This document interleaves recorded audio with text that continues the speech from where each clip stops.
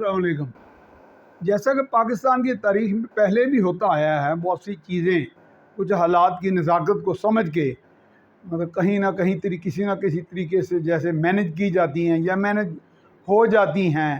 یا کچھ فیصلے ایسے ہو جاتے ہیں جو بظاہر آئین سے بھی متصادم ہوتے ہیں، جو توقعات کے بھی برعکس ہوتے ہیں، یا وہ ماضی کے ٹریک ریکارڈ کے مطابق ہوتے ہیں۔ اس میں ماضی میں بھی بہت سی چیزیں توقعات کے برعکس ہیں،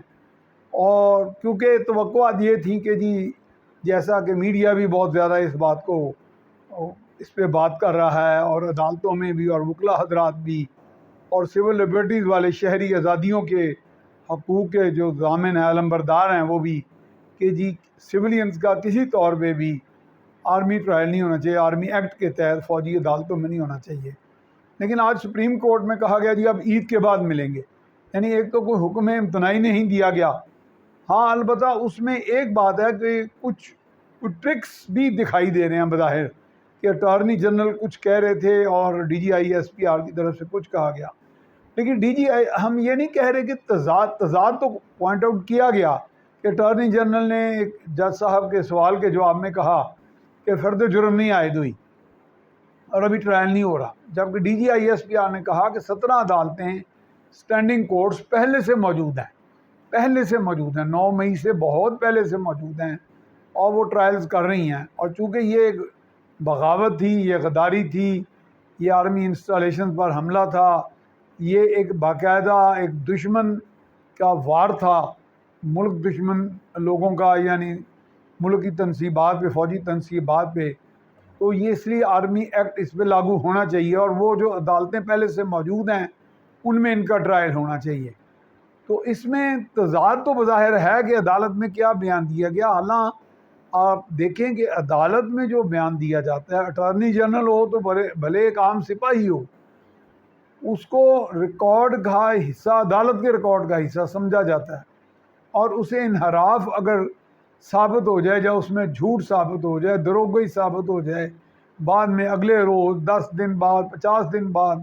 بھلے سالوں بعد، تو وہ پرجری لگتی ہے، پرجری کی دفعات لگتی ہیں، یعنی عدالت میں جھوٹ بولنا ایک اوفینس ہوتا ہے۔ تو دیکھنا تو اب یہ ہے، جیسا کہ میں پہلے کئی دنوں سے کہہ رہا ہوں، بلکہ میں کیا کہہ رہا ہوں، ساری قوم دیکھ رہی ہے کہ یہاں معاملہ ڈی فیکٹو ہوتے آئے ہیں، عدالتیں کچھ کر رہی ہوتی ہیں، عملاً کچھ اور ہوتا ہے۔ ایک اور لفظ میں آپ کی ڈکشنری میں اضافہ کر دوں، وکلاء تو اس کے علاوہ سینکڑوں الفاظ ان کو ازبر ہوتے ہیں، فیٹ اکمپلی، کہ جو ہو گیا سو ہو گیا، اب چھوڑیں اس بات کو۔ یعنی کہ جیسے اگر فوجی عدالتیں سزائیں دے دیتی ہیں، سخت سزائیں موت کے علاوہ، تو ایک تصور یہ دیا جائے گا کہ مسلح افواج میں اور قوم کے بے شمار طبقات میں، اور ایک اکثریت، غالب اکثریت قوم کی یہ سخت سزاؤں کی خواہش مند تھی، کہ جن لوگوں نے بغاوت کی، فوج کشی کی، اور حملہ آور دشمنوں کے ساتھ مل کر، جس میں دہشت گرد بھی شامل تھے، تربیت یافتہ، ان کو سخت سزائیں ہونی چاہیے تھی۔ اور عدالتیں جو سول سسٹم کے تحت چلتی ہیں، بھلے وہ خصوصی عدالتیں بھی ہوں، وہاں سے ان کو سزائیں نہیں ہونی تھی، ایک عام تاثر ہے، عمومی تاثر ہے۔ تو اس کے بعد میں فیٹ اکمپلی کا لفظ ہو جائے گا اختیار، کہ وہاں پہ ایک تجاوز بھی ہو جائے گا، انحراف بھی ہو جائے گا، اٹارنی جنرل سے تضاد بھی ہو جائے گا، ٹرائل بھی ہو جائے گا، سزائیں بھی ہو جائیں گی، اور بعد میں آگے عدالت میں، بڑی سے بڑی عدالت میں کہہ دیا جائے گا فیٹ اکمپلی ایک چیز ہو گئی ہے، اور یہ لوگوں کی امنگوں کے مطابق ہے، مسلح افواج کو بالکل تہہ و بالا کرنے کے مترادف تھا یہ ایکٹ، اس میں کسی طور پہ رعایت نہیں کی جا سکتی تھی۔ یہ بلکہ D G I S P R کی جو باقاعدہ ٹون اینڈ ٹینر، وہ جو تھا ان کی گفتگو تھی پریس کے ساتھ، بڑے تند و تیز سوالوں کے جوابات میں، اس میں تو واضح طور پر کہہ دیا گیا تھا۔ اور اگر کہا گیا ٹرائل شروع ہو گیا، اور اگر اٹارنی جنرل نے کہہ دیا کہ چارج فریم نہیں ہوا، تو چارج فریم فوجی عدالت کو کل عید والے دن یا پرسوں، کل والے دن یا پرسوں عید والے دن کرنے سے کون روک سکتا ہے؟ جب سپریم کورٹ اگلی نشست میں بیٹھتی ہے، پہلے تو لفظ غیر معینہ مدت کے لیے ملتوی کیا گیا، کہا گیا، اگر چلو غیر معینہ بھی نہیں ہے، معینہ مدت ہے، تو وہ بھی 8-10 روز ہو جائے گی۔ اس کا مطلب درون پردہ تو یہ کچھ ایک ارینجمنٹ ایسا ہے کہ چلیں سزائیں ہو جائیں پھر دیکھا جائے گا بعد میں۔ تو یہ اس میں کوئی انڈرسٹینڈنگ ہے، ارینجمنٹ ہے، پیغام رسانی ہے، اطلاع ہے، آئین شکنی ہے۔ ماضی میں تو ایک ٹریک ریکارڈ رہا ہے ہمارے ہاں عدلیہ کا،